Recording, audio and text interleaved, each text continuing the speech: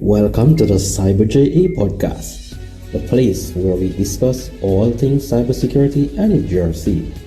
I am Richard Perry, your cybersecurity and GRC enthusiast. The aim of this podcast is to provide a meaningful value-added platform via which upcoming cybersecurity professionals like yourself can gain insights from various topics covering cybersecurity and GRC that will enable them to become professionals that the industry demands. Stay tuned for what next on the CyberJA podcast.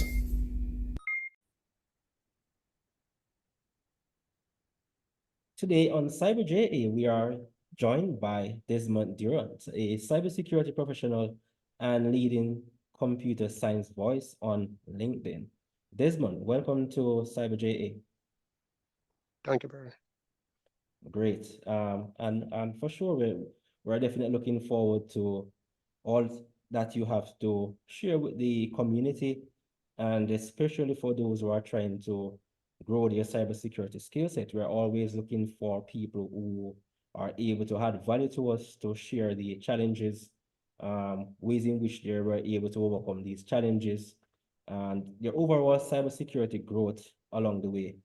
And very important is the fact that I recognize on your LinkedIn profile, it says that you are a top voice within the computer science space. And far as I'm concerned, becoming a top voice or a lead in anything says a lot about your experience. It says a lot about your knowledge and also your skill set within a particular space. So in light of that, I'd love for you to share with us the exodus of your career journey, your accomplishments to where you are now in your journey. Well, I start back in the industry from 1980. I'm original from Jamaica. From 1980 to 2000, I worked for fiscal services, 235B Wallow Road. Fiscal services are part of it was formerly Edward P.G. Seaker Computer Center. It's a part of the government revenue. So I start out there in 1990. Start there in 1990 at fiscal services. But as I said before, I started back in industry from 1980. I at the University of the West Indies in Kingston. I started out doing those days they call it computer science. Which I was doing my associate and a bachelor in computer science those days. Those days was IBM mainframe server, real-to-real days, and floppy disk days. Then in 1991, I started to work with fiscal services next door, close by, there in Papin, and I become computer engineer here. And later I become get involved in network. I started out. Fiscal services are part of internal revenue services that we do cycle like water commission, land valuation, taxes, and all those stuff we involved in. After 2000, after I worked with 2000, I was migrated to United States, and I attended FCC College in Florida to get my next associate and a bachelor in management information system. And I started to work in Motorola in Sunrise, Florida. Motorola became a Cisco shop and also a AWS shop. And in 2001, I became a team architect for a team of 40 engineers at Motorola in Plantation, Florida. Motorola, the engineer get involved in building equipments. So we build internet modem, cell phone, walkie-talkies, and other equipment. We also support Motorola client and their manufacturing warranty. We are also responsible for Motorola environment on a 24/7. Motorola is also have their outside client, which we support, like Bank of America and IBM, and also American Express, So we also support them with their manufacturing warranty and equipment, and also anything what they bought from Motorola is Motorola have a number of different clients, like they have WWT, they bought WWT may bought equipments and ship it to their client, and then if their client have any issues with the warranty, what they do, they come back to the manufacturing company, and the manufacturing company will normally send us our support ticket. And what we do, we also connect it back with their client, and also fix their issues there in the environments. After Motorola, I spent from 2000 until 2011, Motorola was outsourced. Then I become independent consulting. So while at Motorola, I got a number of different certification, like probably about 20 certification, like CCIE, routing and switching, like CCNP, A+, MCSA, MCSE, and I also get cybersecurity at Motorola environment. I get so AWS, get GCP. I have like about 39 or 40 different certification. I have a whole bunch in cybersecurity. Then Motorola, when Motorola outsourced, then I become independent consultant. Then I moved to Atlanta, Georgia. I work for an offshore company named Tech Mahindra. I was the lead architect that designed AT&T car connect to Chrysler Corporation, put cell phone in the cars. So I was the person who have to be there to report to their client, AT&T client, that is Chrysler Corporation, to came up with the technical infrastructure design document, come up with their planning, come up with the discovery, and come up with also the design for AT&T Car Connect and build out all the test lab. We have a number of different teams that work from offshore, that are working on the back end for Tech Mahindra. So it's an onshore and offshore team that working. So I also work for Central Maine Medical Center. I work for the federal government, IRS. I also work for IBM. I also do some work for I do some other work for Munich. Munich is a large insurance company. That's the last project I worked. The large insurance company was just on development with a number of cybersecurity implementation, and also came up with a number of different type of scope of work for the client and a number of different locations all over. So we support the cybersecurity aspect. We also develop different type of method with cybersecurity, how it's supposed to be implement. We also build out a number of different type of documents, technical infrastructure design documents for their team to be followed, how the cybersecurity is supposed to be implemented across. But you cannot implement cybersecurity without you have a TID, the technical infrastructure design document. The technical infrastructure design documents are documents where the team going to be followed, and you want to leave that document in the environment for the client. Okay, great. Let me just jump in a little bit. Just to step back. I mean, you have actually highlighted so many points of interest along your career path. I mean, talking about certification, talking about your wealth and depth of knowledge and experience that many of us would take us an entire lifetime to achieve, and also to be also granted this level of experience along our career journey. I mean, myself is also from Jamaica. I remember getting my very first experience. We had a trip from the college based on a program I was doing, the Management Information System program. And my really first excitement started when I got exposure to fiscal services. I mean, fiscal service was the place.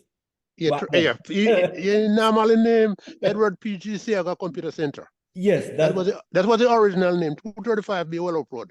Yes, I remember that experience. I mean, those. Yeah, so and also my manager, the environment. My manager used to be named Charlie Bryant. Yes. I remember going there, seeing those super machines. It was my first experience. Those machines, it was very huge machine. Yeah, those huge machines and fans and cage. Those high-tech guys were all in there. Yeah, it have to be That's correct. Those server have to be carried on a trailer. Yes. And it inside that, and it have to be so cool. Inside that area have to be so cool. When you go inside, it's like a fridge. Yes, definitely. So I can just And imagine. every 12 hours you have to go in there and change the reel. If it's a reel to reel, so have to Yes, change it every 12 hours, like a movie theater reels. Yeah. yes. I can just imagine the overall generational, architecture and Yeah, changes that that that made. place would have gone through so far in comparison to each generation, Mm, and technology and computer processing, microprocessing devices. I know that place would have gone through a total transformation and generations of architects and engineers and programmers. So That's correct. I know for sure that would have been a very, very, what we would call the ideal place for Jamaicans interested in cybersecurity and to build their skill set in. So as it relates to the your journey, can you share more in terms of the necessary skills that you had to develop along each career path to be able to do your job effectively? Singling out possibly any particular role. Yes. For you to do your job effectively, first of all, you have to understand, you have to have a scope of work, what the client need. That is what really happened in the IT fields nowadays. They don't have enough documentation is one of the main things that we have a breakdown in the IT industry. If you go on a project and you ask for, they don't have a documents to give you. Said you wanted to connect to that server, they don't have no documents where you can connect it. There is no layout. You try to connect it and you cannot connect it into that machine. They say, where that machine located? Nobody knows. Nobody knows it. So you definitely need a documentation, you need a blueprint, you need everything. So everything you have to build out. As I said before, when I go into an environment, I make certain they have a technical infrastructure design document. You must know from A to Z where everything is, where all connection is. You want to know exactly where it is. So you have to follow the documentation as a guideline. If you don't have a documentation, you don't have an IT project. Well, I totally agree with you on that. I've actually seen this happening in a number of environments, and I can tell you, well, I think that is one of the areas that actually I invested a lot of my time in terms of knowing networks and infrastructures. Going in, things were like all over the place, taking that time to go through in terms of understanding the physical layouts, the logical layouts, all of these interconnectedness. And this in of itself does eliminate a number of risks, cybersecurity risks in environments that can definitely lead to various, breaches, incidents taking place in these environments. Now, thinking about all of this, how important it is to have the requisite, for example, maybe certification versus maybe just learning on the job and just executing your duties. One of the important things is certification is very important. Certification is very important. But some people may have certification, but you still cannot do your job. Exactly. So on the job training is 100% important. You have to know on the job. So if you don't know on the job, I would say if you cannot read it, you can write it. That's what if you can read it, then you can write it. If you look at my LinkedIn profile, what I'm in the community there, you see a lot of people, you look at my writing. Yes. And you can look at, you see all of my writing, I'm on top of everybody. Yes. Because the reason why I can read it, so I can write it. So Exactly. if you look at my LinkedIn profile, if you go there and check, can you look in cybersecurity? Who you see on top? Just check everything there. Yes. Sure. You can check. Go there and check the cloud, check network, and say just go and look and say Desmond Durrant. All my writing, 1, 2, 3. You see, sometimes when you look, sometimes I said this guy will said, "Oh, Desmond is taking over." I don't. Sometimes I just keep drop back for because I know it, so I can write it. Yeah, that's the thing. So yeah, I can write it. So anything about cybersecurity, I can write it. So you want a cyber, I can write it. Everything, anything about networking, the cloud, with the AWS, GCP, I can write it. With the cost optimization, everything, I can write it. Okay, I mean that's awesome. And I mean many organizations would see you as the ideal candidates. But the thing is that there are many of us who are actually trying to get our foot in through the door. Um, what level of skills and ways in which you were able to develop your skill set in order to actually achieve the level of success you are now benefiting from as a cybersecurity professional? I mean, what? When I started to work at Motorola, and Motorola give us the advantage to go to school, go and they pay for it. Any certification you need, we will pay for it. So I use up all these advantage what I get. So I use up everything. So I got a whole lot of certification. On Motorola, a whole lot. They pay for all my CCIE. I went here in California, do all my lab. They pay for everything. They pay for my CCNP. They pay for all the certification. So what I do, I got a whole lot there. So when I leave at Motorola, I probably have about 12 or about 15 certification when I go to the Motorola. Good, good. Which speaks to the fact that so often I hear people talking about as it relates to certification. That's also one of the recommendations I always Mm. say to upcoming people wanting to get into cybersecurity is that you might not have the financial resources to do certification. And the fact is that many of these certifications are very, very, very expensive, not to mention CCIE I know. and all of I these know. certifications. So I often say to people, get into the industry, start somewhere, show yourself as a person of worth and value, interested in the growth and the development of the organization. And as you go along, then you request for training so that you can also add value back to an organization. So that's a very important point that I've actually made mention of. And in this aspect, you have a lot of company will offer you, Mm-hmm. will take you on as an employee and, and give you the opportunity to expand yourself to get all these certification. They pay for it. So a lot of employee don't take those they don't then take it as a joke, So if Yes, the company is offering you education and pay for it, you make sure that the first thing you must do exactly. hold on to all those information. That is where that's the reason why I have so much. I don't pay for nothing. The company pay for it. When I was at AT&T, they pay for my project management. They pay for a whole lot of certification because they need it. Exactly. Exactly. They need it. So if a company is paying for it, IRS pay some certification for me there when I was there. They pay for the Exactly. certification. I started, and even when the project end, the certification, they give me the time to finish up all the certification, and I do all those certification. Amazing. So as you went along your career journey, I do not want people to think that you had a smooth path. No doubts as it relates to certifications and going into the various job roles. I mean, people might say that, oh, you have all of these certifications, they were paid for. It seems as if you had things so easy. Can you share with us a little bit more about your challenges in navigating your path along the various job roles that you encountered? What I do when I on a job, when I started out in my career, I started to work with the companies like Motorola's.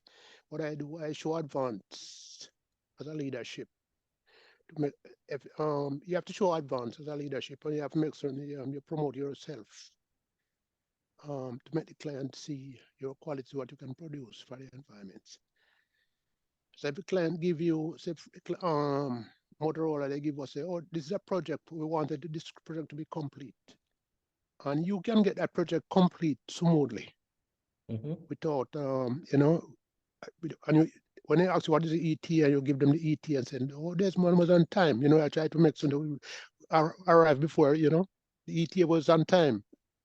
We try to save money. I try to save the client money. The client have certain amount of budget. So when we're at Motorola, what I do, next thing what we do, we get, when we're there, they pay us percentage. We get bonus. For instance, Motorola have a job and they said, okay, this job gonna cost 2 million. 2 million. And they say, okay, they sit around the table and say, okay, if we run overtime. So what I do, I make certain say, no overtime, no run any job. I make certain I am up. We don't escalate nothing. If they have any problem, then call me any hours at night. I can jump on my laptop and take care of it. Nothing escalate. And no overtime run. Yes. So I make certain I keep everything onto it. So the client like that. So I can keep them budget up to spec. Sure. And just in the midst of that, one of the things that's people within maybe cybersecurity, information security, I can go back to my days of my nothing compares to your level of advancement, but my days of networking and servers and all of these things. I mean, I reached to that point that these things became very overwhelming, very taxing on my time, my mental, and all of these things. I mean, how have you been able to deal with the stresses involved in the overall information security network, I mean, security space? Because one of the things is that at times people see this industry as one that is the classified as the cool stuff, the fun stuff. It's all about what they see on television, the guys within the basement with the who they doing all of these things, but it requires a lot of mental and fatigue and concentration. So how have you been able to deal with this and the realities of actually dealing with this challenge? What I do, I take it as my hobby. I love it. I love networking. I love cybersecurity. I have a lab. I have a home lab. So when I'm not busy, I'm testing out and building out some cross-site script. I always come up with something. I always there working on stuff that is more important. So I always be testing how the script can be run, how we can run a cross-site script, how we can build out. So I always do a lot of projects by myself, a lot of testing, how I look at best practices in cybersecurity. I also look at I test out all the fingerprint, facial, eye recognition. I was coming looking at a whole lot of different type of stuff testing in the lab. I was looking at one voice recognition for cybersecurity. I was there testing out something and building out a script, how it can be worked, how it can use by voice. So there's a lot. I've tried to come up with a lot of different stuff, a whole lot of different stuff. I've tried to come up with. That's very important. I mean, to really succeed in this industry, you have to find ways to be different. You have to have that strong level of curiosity, persistency, being willing to experiment, to work on your own initiative. That's a very, very big characteristics, I can tell you, as it relates to, I mean, standing out as someone in cybersecurity. Yes. You have to know the lab. With cybersecurity, the lab is very important. That's one of the best part of it. That's the lab.